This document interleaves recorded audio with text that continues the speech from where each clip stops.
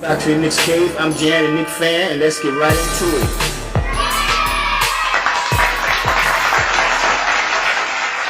Hey, what's up, YouTube? Welcome back to the Knicks Cave. I'm Jan, the Knicks fan, your host. Let's get right into it. But before we get into the video, I want you to do me a favor. I want you to hit that like button. It helps my video go a long way. And while you're down there hitting that like button, smash that subscribe button. You know I definitely need that also. So let's get right into this video.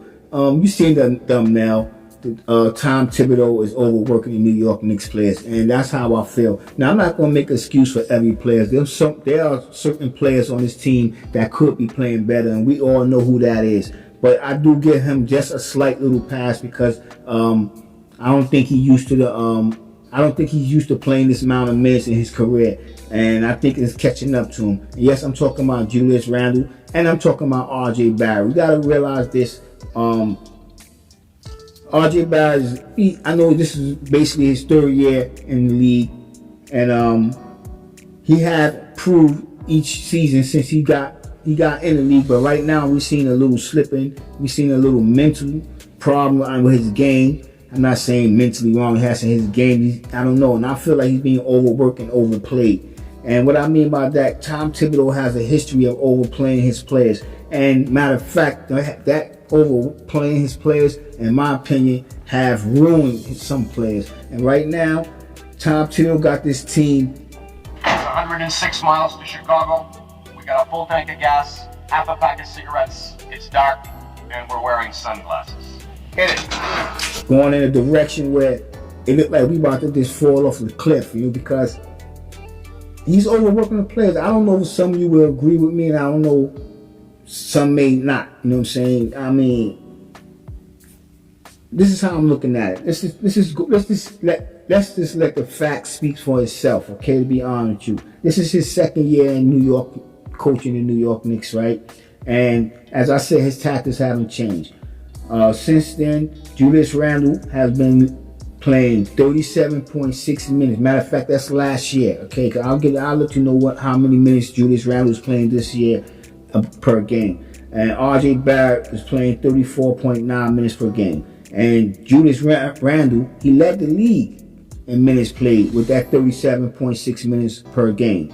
And like I said, it's a trend that goes far as back when he first got his coaching job in Chicago in 2010/11. He had Blue Aldane, he had Derrick Rose, and he had Noah. But in that first year of his coaching, he played Derrick Rose so much, and Blue Aldane, I may add, that they both was in the top 20 in minutes played. Matter of fact, we seen what it did to Derrick Rose. I'm gonna be honest, it took a toll on Derrick Rose. And when you're young, you're not thinking like that. You want to be a star, and Derrick Rose was a star.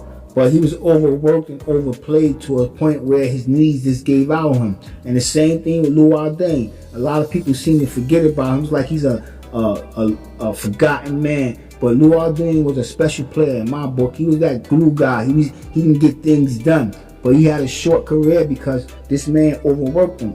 I'm being honest. That's my opinion. And if you feel different, you let me know. You know what I'm saying? Excuse me for a second.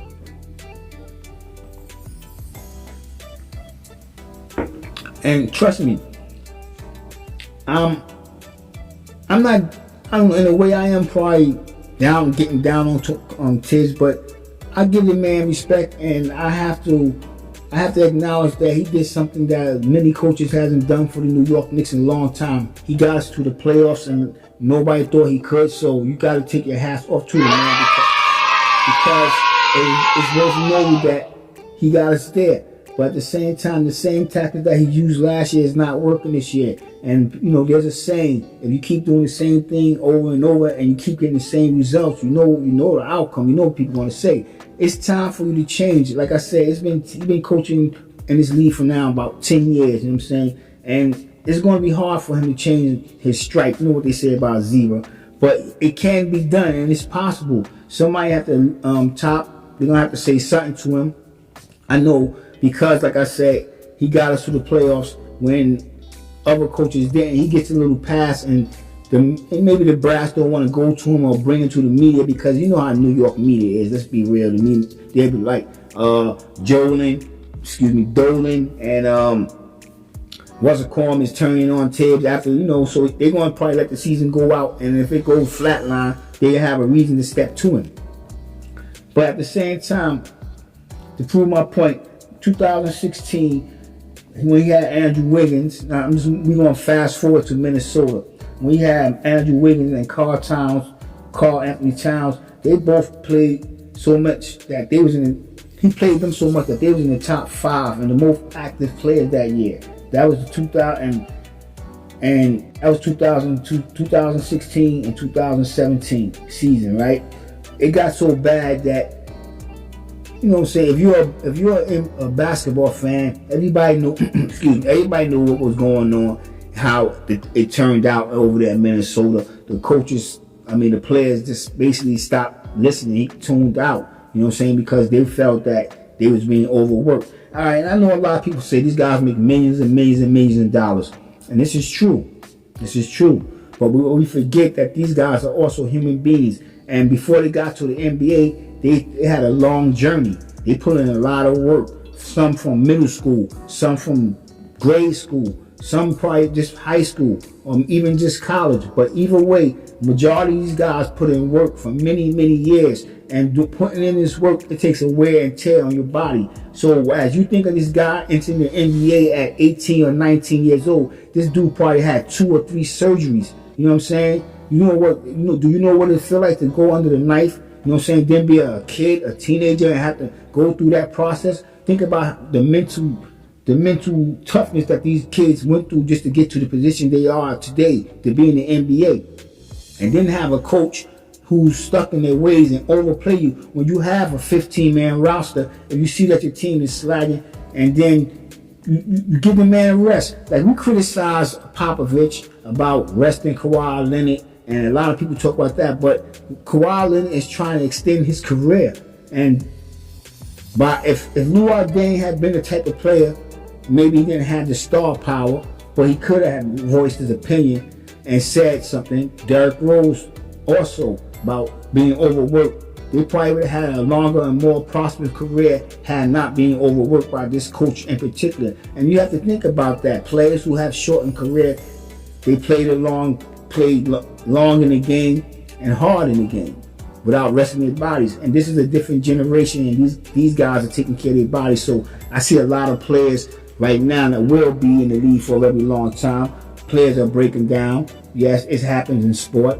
But right now, I think Tom Thibodeau is overworking our players. You know what I'm saying? And, okay, Butler was a player. I also forgot about Butler. You know what I'm saying? People call these players his favorite player. We got to talk about even Tyrese Gibson. Let's talk about Derrick Rose right now. Derrick Rose shouldn't be averaging. Let me go to what the minutes they're averaging right now on New York Knicks players real quick. Rose is averaging 24.5 minutes per game. And right now, I think that's too many minutes for Derrick Rose. I'm being honest with you. We're not playing in the playoffs. We're not that critical and crucial. But some people might say the way the Knicks is playing, that's bull crap. That's bull crap because we have a point guard. And that point guard is Kemba Walker. And I'm going to talk about that. Before I get out of this video, I'm going to talk about that in a brief moment. But he's overworking the players. Right now, Julius Randle is averaging 35.4 minutes a game. R.J. Barrett, 31.4 minutes a game. Kemba Walker, I ain't going to talk about because only 25.2 minutes a game, and that's when he was playing. And that's about a minute more than Derrick Rose, which he shouldn't have been playing when Derrick Rose, when he was out there, but the team needed what we needed. Now, the thing about it, we seen players come in, get their minutes, and shine. You know what I'm saying? Grimes only played, 8.5 minutes a game. McBride, 6.9 minutes. Sims, 6.4 minutes. These players come out and they contribute. And I think if he found a way to work into the rotation, our young core and our veterans, we have a better team. Or he would just, the Knicks would be up 9-10 points, and he'll see the team start getting a little fatigued, sluggish, making mental mistakes. He'll leave them in. He'll leave them in into the other team have the lead or tie the game. Make most likely until the other team take the lead, instead of saying, okay, I'm gonna call a timeout, which you do sometimes, but you put the same players right back into the game. And you look at some of these players, they look fatigued, they look frustrated, you know what I'm saying? Especially they start head drooping, they walking on the court. Nah, that's not the time. Okay, I'm gonna switch it up. I'm gonna switch it up all the way. I'm not gonna put 2, 3 players in. Hang on, 1, 2, 3, 4, 5. Okay, maybe not 5 because all of them might not be playing as I'm saying they're playing. 1, 2, 3. I'm just gonna change it up. You know what I'm saying? Let it rock. Now I'm rocking. Then he have a habit. Soon as, which I hate, soon as the bench take a lead or put us in a position to, he pulls them out. So right now, if you want to know what's wrong with the New York Knicks, I mean, the players have a part to play in this too, but it's mostly the coach. He's overworking them and he's making bad decisions. That's how I feel. And if anybody disagree, you comment. That's what the comment section is for, and that's what I want you to do. I want you to interact. You know what I'm saying? Like I said, this is an opinion show. I'm gonna hit you with stats. I'm gonna hit you with rumors. I'm gonna hit you with the news. But most importantly, I want your comments. I want to hear what you got to say. You know what I'm saying? If you want to rant, the comment section is a place to do it, because you never know. I might agree with you as well, and there might be a few more people that agree with you. But with that being said, I want everybody out there to stay safe, stay healthy, God bless, and peace.